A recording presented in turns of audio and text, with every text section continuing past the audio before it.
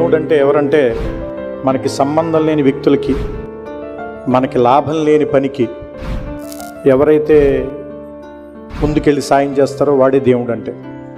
ఎందుకంటే దేవుడు అంటే పర్టికులర్గా 4 చేతులతోటి గద, త్రిశూలం, బాణాలు, శంకుచక్రాలు ఇలాంటివన్నీ పట్టుకుని కనిపించడు.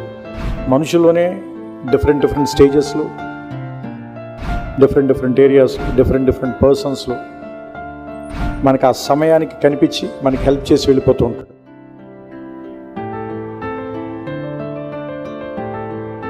ఏ కార్యక్రమం ఏదైనా సరే చిత్తశుద్ధి అంటూ ఉంటే, పట్టుదల ఉంటే, ఆత్మస్థైర్యం ఉంటే అది రోజులు పట్టినండి, నెలలు పట్టినండి, సంవత్సరాలు పట్టినండి తప్పకుండా సాధించాలని చెప్పి నా దృఢమైన విశ్వాసం ఉంది.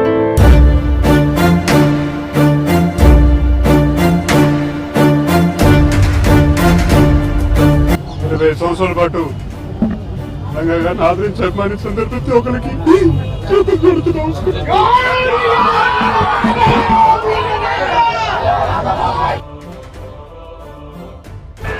అది మీ మీద దాడిగా, మీలో సోదరు మీద దాడిగా మీరందరూ భావించి నిరసన తెలియజేసి మీ అందరి సహకారం అందించబట్టే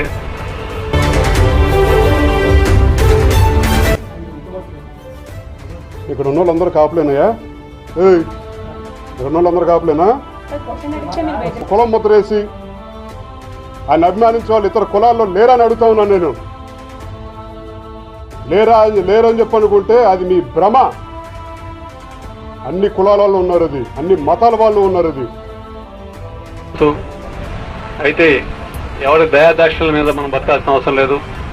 ఎవరు పొట్ట కష్టపడి ఎవరి కాళ్ళ మీద నిలబడుతున్నాం. ఒకటే మనం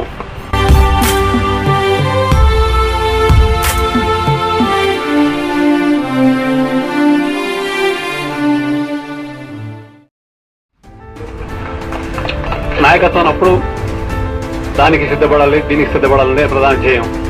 కష్టానికైనా సుఖానికైనా సరే యువకులు మాత్రం దానికి తయారై ఉండాలి. అంతేగాని శాసనసభ్యుడు లేకపోతే ఎంపీయో అక్కడ హైదరాబాద్లోనో లేదా ఢిల్లీలో కూర్చున్నాం కాకుండా ప్రజల మధ్యకి వెళ్దాం. ప్రజల మధ్యన ఉంటే వచ్చే లాభాలు ఏంటంటే